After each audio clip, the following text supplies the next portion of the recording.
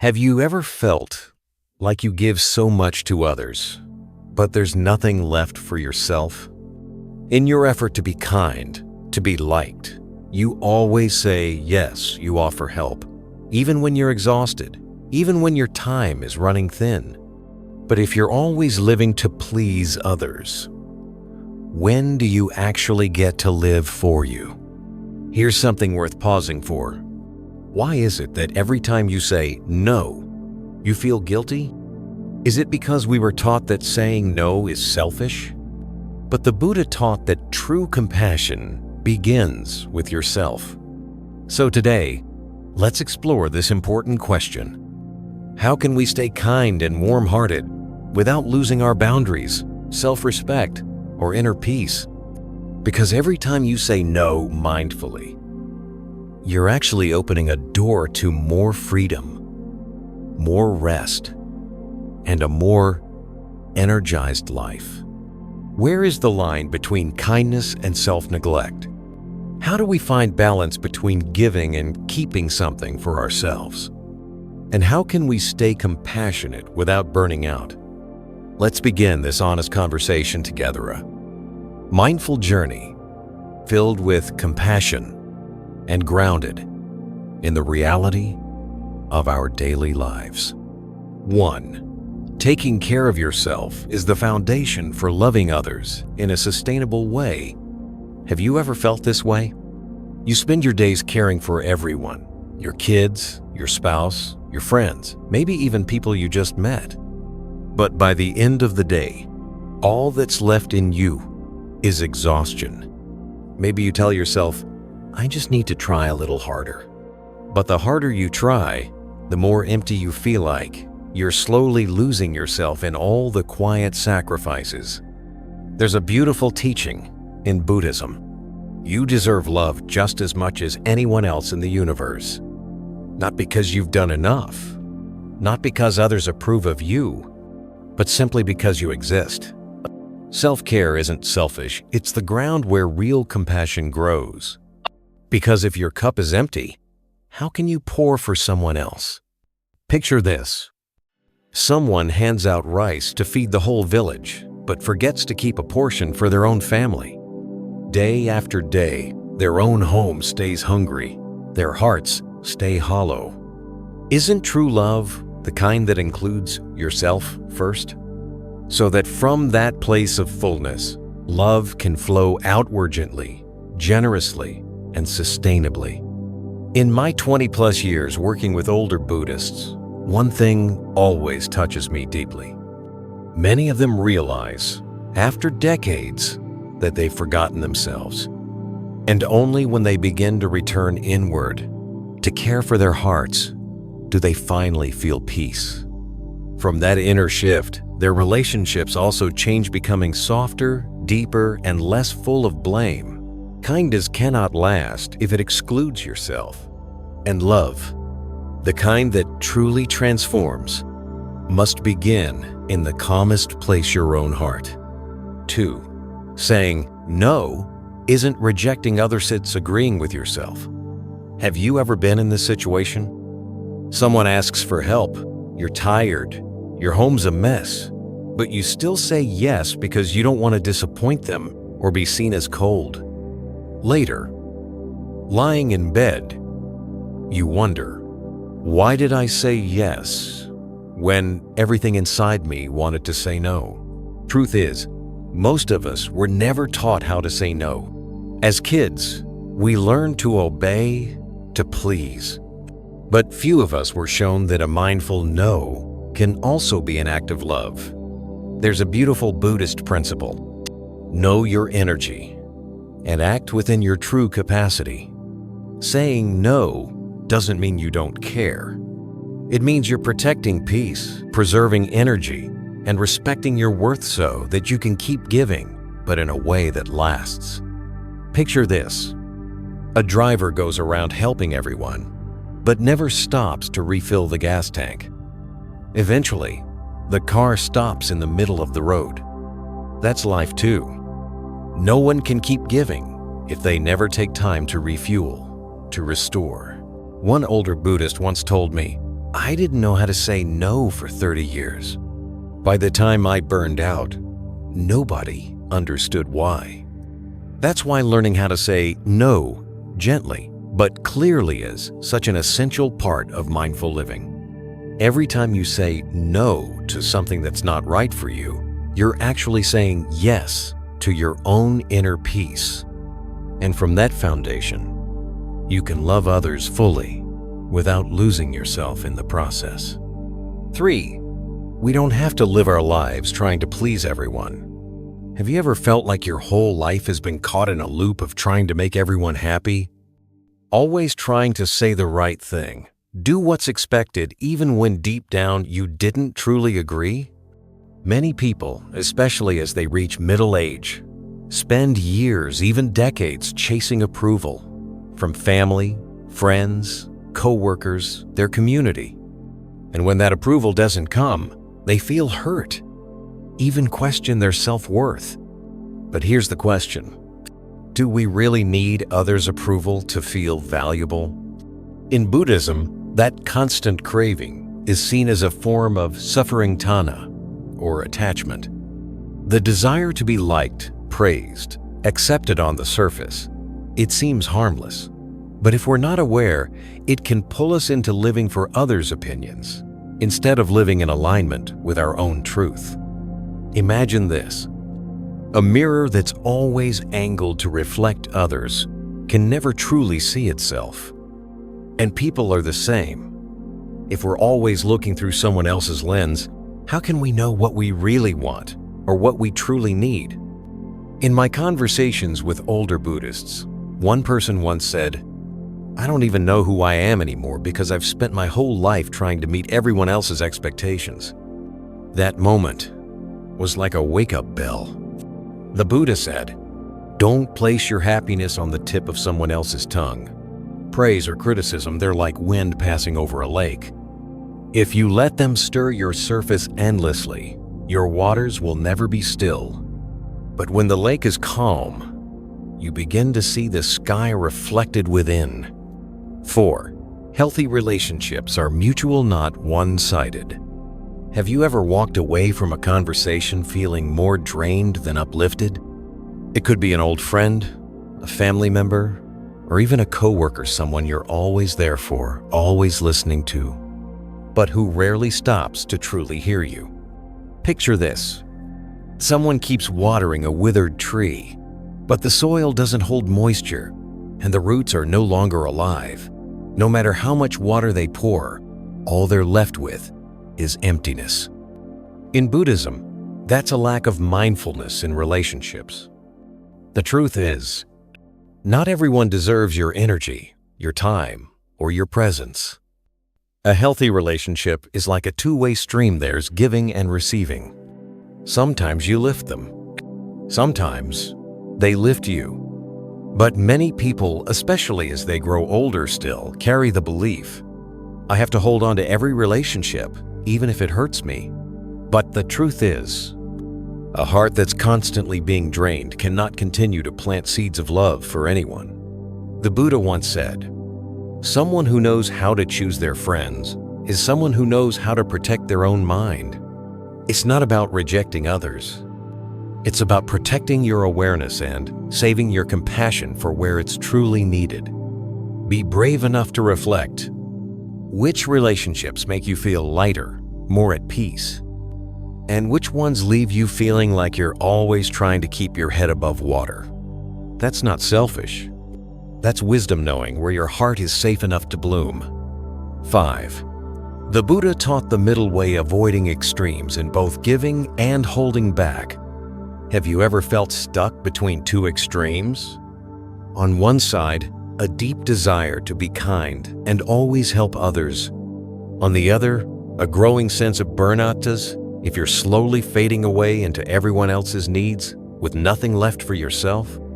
Picture this. A lantern burning brightly all night long. At first, its light is warm and helpful. But if it's never refueled, never given rest, it'll burn out. And when it does, not only is the lantern gone, but the space around it falls into darkness too. In the Buddha's teaching, there is a path called the middle way. It's not about being halfway between selfishness and kindness. It's about living wisely, knowing when to give and when to pause so your light can continue to shine. It's about being mindful in every action, knowing when to open your heart to give and when to pause and nurture yourself. The Buddha once said, "If a string is pulled too tight, it will snap, but if it's too loose, it won't make any sound." We're just the same. If we constantly pour ourselves out for others, we'll eventually lose our strength. But if we close ourselves off completely, we also miss out on connection and love. Many older Buddhists have shared with me that they used to think compassion meant giving until there's nothing left. But after years of exhaustion and fractures in their relationships, they realized something profound. Compassion needs wisdom. Knowing your limits doesn't make you less loving, it makes your love more sustainable. That's what the middle way is all about, neither overextending nor shutting down. It's about stepping back just enough to see clearly. It's about giving from a full heart, not an empty one. And when we live in alignment with the middle way, we don't just preserve ourselves, we protect peace in all our relationships. A peace that's not about how much we give, but how we give with mindfulness and self-awareness. 6.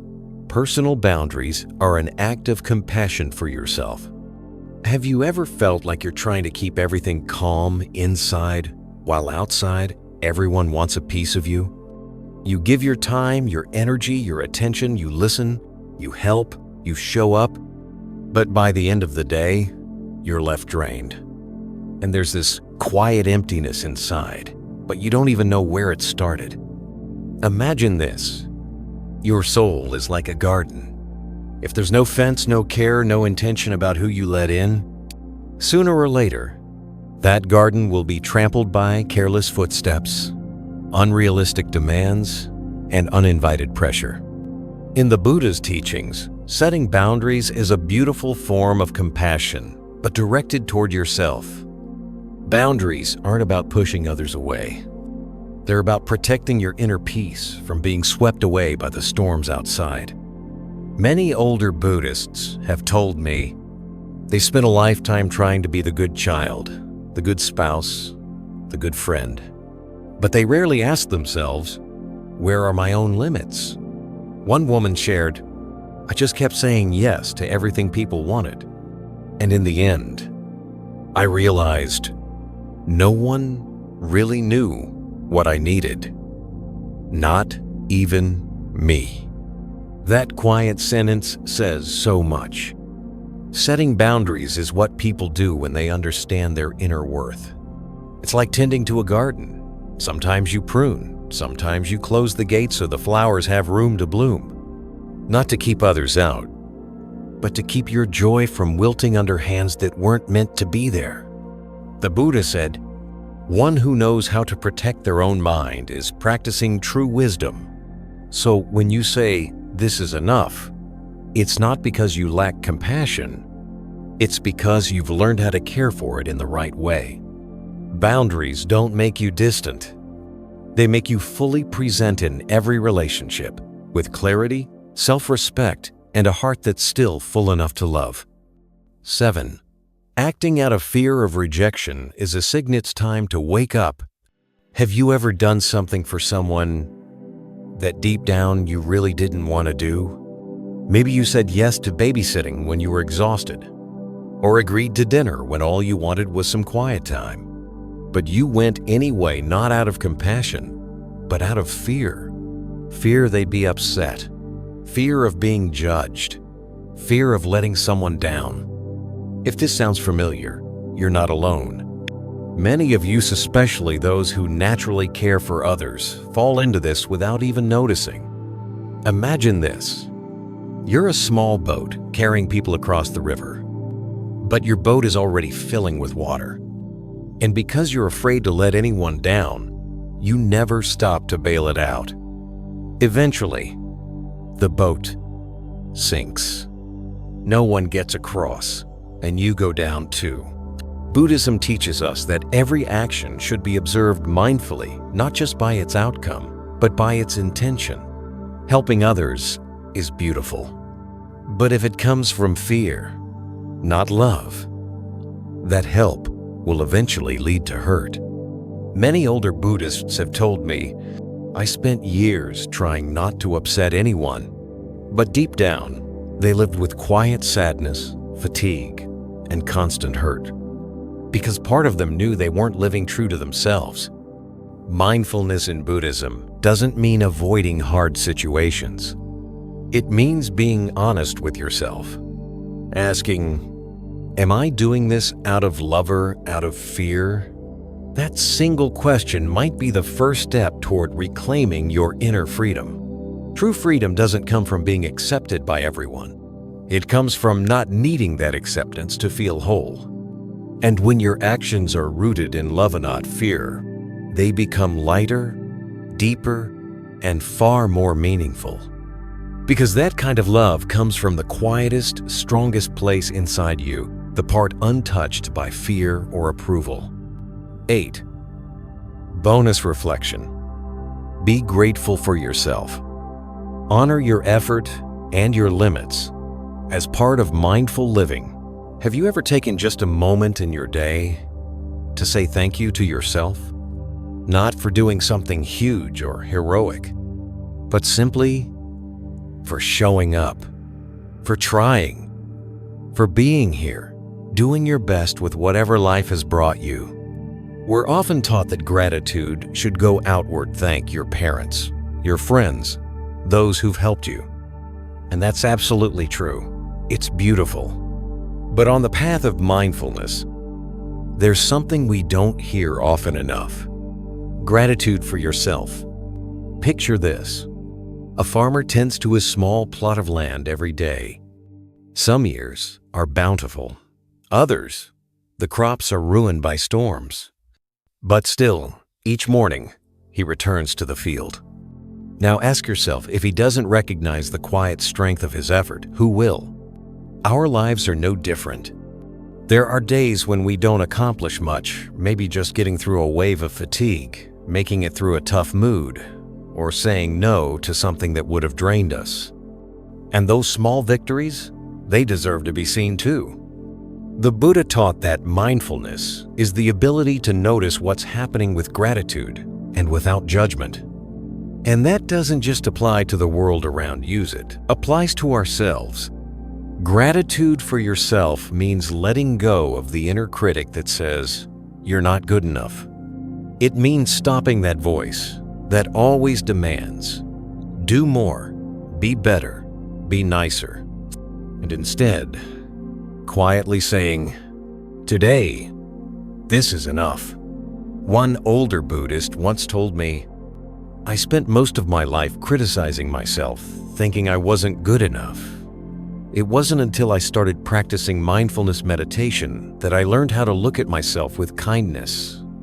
That moment was a turning point. Because being grateful for yourself isn't about self-indulgence. It's about building inner peace. Only when we value our own path step by step can we truly walk alongside others with compassion and without judgment.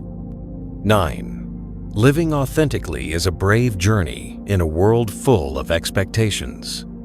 Have you ever felt like you were wearing a life that doesn't quite fit? You go through the motions, showing up, doing your part, smiling, but deep down, something just doesn't feel like you. We grow up in a world full of molds. Be the good child, the ideal partner, the loyal friend, the perfect employee. And while those roles may look beautiful from the outside, they sometimes pull us away from who we truly are inside. Imagine this.